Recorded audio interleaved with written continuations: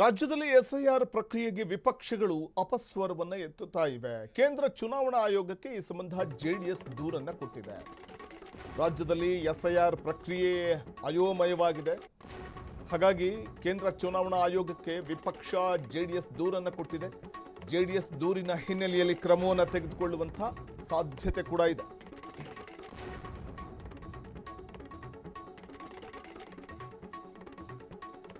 ಈ ಹಿಂದೆ ಪಶ್ಚಿಮ ಬಂಗಾಳದಲ್ಲೂ ಇದೇ ರೀತಿ ಆಗ್ತಾ ಇತ್ತು. ಸಾಮೂಹಿಕವಾಗಿ ಎಸ್ಐಆರ್ ಪ್ರಕ್ರಿಯೆ ನಡೆಸ್ತಾ ಇದ್ದು.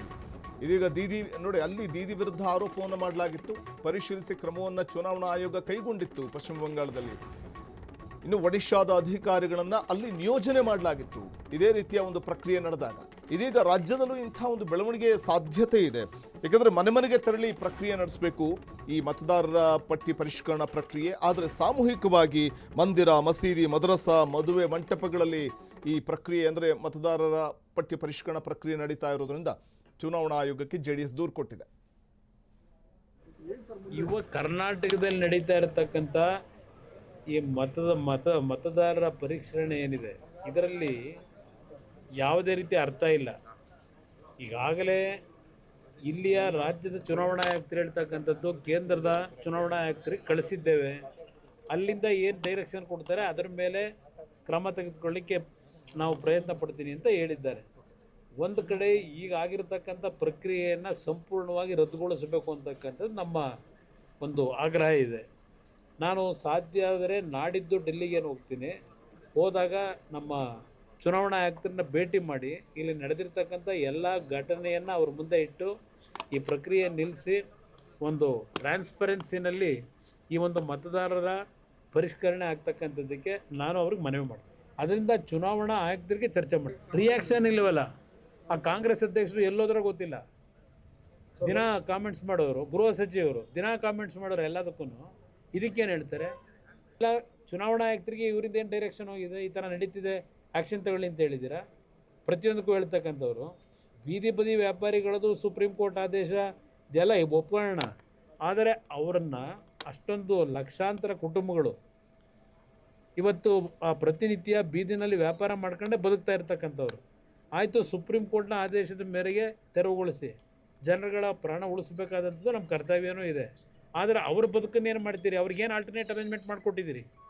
ಎಲ್ಲಿ ಕಳಿಸ್ತೀರಿ ಅವ್ರನ್ನ? ಅಷ್ಟು ಜನನ್ನು ಇದು ಇರ್ತಕ್ಕಂಥದ್ದು. ಅದರಿಂದ ಸರ್ಕಾರ ಕಾನೂನಿನ ಬಗ್ಗೆ ಚರ್ಚೆ ಮಾಡೋರು ಬದುಕಿನ ಬಗ್ಗೆ ಇವತ್ತು ಏನು ಜೀವನ ಮಾಡಬೇಕಾದಂಥವ್ರಿಗೆ ಅವ್ರಿಗೆ ಆಲ್ಟರ್ನೇಟ್ ಅರೇಂಜ್ಮೆಂಟ್ ಮಾಡಿಕೊಡ್ಬೇಕಲ್ಲ. ಅದ್ರ ಬಗ್ಗೆ ಇವತ್ತಿನವ್ರಿಗೆ ಏನು ಚರ್ಚೆ ಇಲ್ಲ. ಏನು ಮಾಡ್ತೀವಿ ಅಂತೇಳಿ ಏಕಾಏಕಿ ಅವ್ರನ್ನ ಖಾಲಿ ಮಾಡಿಸಿ ಅವ್ರು ಎಲ್ಲಿಗೆ ಹೋಗಬೇಕು?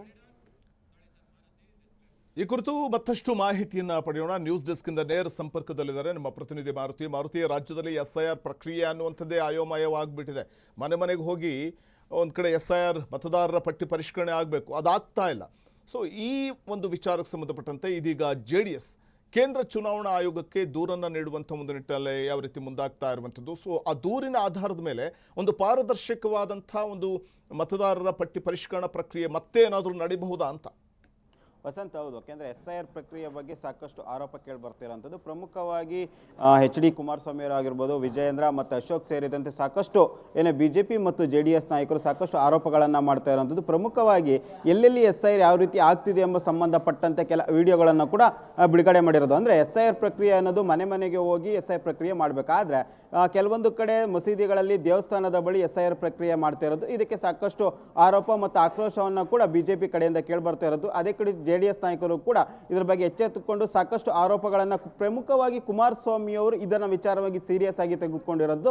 ಮೊದಲ ಬಾರಿಗೆ ಕೇಂದ್ರ ಸರ್ಕಾರ ಅಂದರೆ ಏನು ಎಸ್ಐಆರ್ ರಾಜ್ಯದಲ್ಲಿ ನಡೀತಿದೆ ಅದರ ವಿರುದ್ಧ ಆರೋಪ ಮಾಡಿ ಮತ್ತು ಅದಕ್ಕೆ ಸಂಬಂಧಪಟ್ಟಂಥ ದಾಖಲೆಗಳನ್ನು ಬಿಡುಗಡೆ ಮಾಡಿದ್ದೆ ಕುಮಾರಸ್ವಾಮಿ. ಇದರಿಂದಾಗಿ ಇದನ್ನು ಸಾಕಷ್ಟು ವಿಚಾರವಾಗಿ ತೆಗೆದುಕೊಂಡಿರೋಂಥ ಕುಮಾರಸ್ವಾಮಿ ಸಾಕಷ್ಟು ವಿಚಾರಗಳನ್ನು ಬಯಲಿಗೆ ಹೇಳ್ತಾ ಇರೋಂಥದ್ದಾಗಿರ್ಬೋದು, ವಿಡಿಯೋಗಳನ್ನು ಬಿಡುಗಡೆ ಮಾಡ್ತಾ ಇರೋಂಥ ಆಗಿರ್ಬೋದು, ಇವೆಲ್ಲವೂ ಕೂಡ ಕುಮಾರಸ್ವಾಮಿಯಿಂದ ಆಗ್ತಾ ಇರೋದು. ನಂತರ BJP ನಾಯಕರಾದಂಥ ಅಶೋಕ್ ಆಗಿರ್ಬೋದು, ವಿಜಯೇಂದ್ರ ಆಗಿರ್ಬೋದು ಮತ್ತು ಕೇಂದ್ರ ಸಚಿವ ಆದಂತಹ ಶೋಭಾ ಕರಂದ್ಲಾಜೆ ಅವರು ಕೂಡ ಇದಕ್ಕೆ ಸಂಬಂಧಪಟ್ಟಂತೆ ಸುದ್ದಿಗೋಷ್ಠಿ ಮಾಡಿ ಅಕ್ರಮ ಬಾಂಗ್ಲಾದಿಂದ ಬಂದಿರೋಂಥ ವಲಸಿಗರನ್ನ ಮತಪಟ್ಟಿಯಲ್ಲಿ ಸೇರಿಸುವ ಪ್ರಯತ್ನ ಕಾಂಗ್ರೆಸ್ ಕಡೆಯಿಂದ ಆಗ್ತಿದೆ ಮತ್ತು ತಮ್ಮ ಮತ ಬ್ಯಾಂಕ್ ಏನಿದೆ ಅದನ್ನು ಭದ್ರಪಡಿಸಿಕೊಳ್ಳುವ ಪ್ರಯತ್ನ ಈಗ ಕಾಂಗ್ರೆಸ್ ಕಡೆಯಿಂದ ಆಗ್ತಿದೆ ಅಂತ ಸಾಕಷ್ಟು ಆರೋಪಗಳನ್ನು ಸುದ್ದಿಗೋಷ್ಠಿ ನಡೆಸುವ ಮೂಲಕ ಮಾಡಿರೋದು. ಇನ್ನೊಂದು ಕಡೆ ಎಲ್ಲೋ ಒಂದು ಕಡೆ ಇತ್ತೀಚಿನ ದಿನಗಳಲ್ಲಿ ನಾವು ಪಶ್ಚಿಮ ಬಂಗಾಳದಲ್ಲಿ ನಡೆದಂಥ SIR ಪ್ರಕ್ರಿಯೆ ಆಗಿರ್ಬೋದು ಮತ್ತು ತಮಿಳುನಾಡಲ್ಲಿ ನಡೆದಂಥ SIR ಪ್ರಕ್ರಿಯೆಯ ಸಂದರ್ಭದಲ್ಲಿ ಅಲ್ಲಿಯ ಸ್ಥಳೀಯ ಪಕ್ಷಗಳು SIR ಬಗ್ಗೆ ಆತಂಕ ವ್ಯಕ್ತಪಡಿಸಿದ್ವು, ಕೇಂದ್ರ ಚುನಾವಣಾ ಆಯೋಗ ವಿರುದ್ಧ ಆರೋಪಗಳನ್ನು ಮಾಡಿದ್ವು. ಆದರೆ ಇಲ್ಲಿ ನಡೀತಾ ಇರೋಂಥ SIR ಪ್ರಕ್ರಿಯೆ ಬಗ್ಗೆ ಇಲ್ಲಿನ ಬಿಜೆಪಿ ನಾಯಕರೇ ನೇರವಾಗಿ ಆರೋಪ ಮಾಡ್ತಾ ಇರೋದು. ಪ್ರಮುಖವಾಗಿ ಈಗಾಗಲೇ ರಾಜ್ಯ ಚುನಾವಣಾ ಆಯೋಗಕ್ಕೆ ನಿನ್ನೆ JDS ನಾಯಕರು ಹೋಗಿ ದೂರನ್ನು ಕೊಟ್ಟಿರೋಂಥದ್ದು. ಇದು ಸರಿಯಾದ ಪ್ರಕ್ರಿಯೆ ನಡೀತಿಲ್ಲ, ಕೇವಲ ತಮ್ಮ ಮತ ಬ್ಯಾಂಕನ್ನು ಉಳಿಸ್ಕೊಳ್ಳುವ ಪ್ರಯತ್ನ ಆಗ್ತಿದೆ, ಇದರಿಂದಾಗಿ ನಮಗೆ ಸಮಸ್ಯೆ ಆಗುತ್ತೆ, ಮುಂದಿನ ಚುನಾವಣೆ ದೃಷ್ಟಿಯಿಂದಲೂ ಕೂಡ ಮತ್ತು ರಾಜ್ಯದ ಮತದಾರರ ದೃಷ್ಟಿಯಿಂದ ಕೂಡ ಸಾಕಷ್ಟು ಸಮಸ್ಯೆಗಳನ್ನು ಎದುರಿಸಬೇಕಾಗತ್ತೆ. ಪ್ರಮುಖವಾಗಿ ಬಾಂಗ್ಲಾದಿಂದ ವಲಸೆ ಬಂದಿರುವಂತಹ ಮುಸ್ಲಿಮರಿಗೆ ಅವಕಾಶಗಳನ್ನು ಕೊಡಲಾಗ್ತಿದೆ, ಮತಪಟ್ಟಿಯಲ್ಲಿ ಸೇರಿಸುವ ಪ್ರಯತ್ನ ಮಾಡ್ತಿದೆ. ಅಂದರೆ 2002ರ ಮತಪಟ್ಟಿ ವಿಚಾರಕ್ಕೆ ಸಂಬಂಧಪಟ್ಟಂತೆ ದಾಖಲೆಯನ್ನು ಇಟ್ಕೊಂಡು ಪರಿಶೀಲನೆ ಮಾಡ್ತಾ ಇದ್ರು ಕೂಡ ಎಲ್ಲ ದಾಖಲೆಯನ್ನು ಒದಗಿಸುವ ಕೆಲಸ ರಾಜ್ಯ ಸರ್ಕಾರದಿಂದಲೇ ಆಗ್ತಿದೆ ಮತ್ತು ಬೂತ್ ಏಜೆಂಟರಾಗಿ ಅವ್ರನ್ನೇ ಕೂಡ ನೇಮಕ ಮಾಡಿದೆ ಅಂತ ಕೂಡ ಆರೋಪಗಳನ್ನು ಮಾಡಿರುವಂಥದ್ದು. ಇದಕ್ಕೆ ಸಂಬಂಧಪಟ್ಟಂತೆ ಕೇಂದ್ರ ಚುನಾವಣಾ ಆಯೋಗಕ್ಕೆ ದೂರು ಕೊಡೋದಕ್ಕೂ ಕೂಡ ಈಗಾಗಲೇ ಕುಮಾರಸ್ವಾಮಿ ಚಿಂತನೆ ಮಾಡಿರುವಂಥದ್ದು. ಅದರ ಪರ್ಮಿಷನ್ ಅಂದರೆ ಒಂದು ಭೇಟಿಗೆ ಅವಕಾಶವನ್ನು ಕೇಂದ್ರ ಚುನಾವಣಾ ಆಯೋಗದಿಂದ ಪರ್ಮಿಷನ್ ಅನ್ನು ಕೇಳಿರುವಂಥದ್ದು.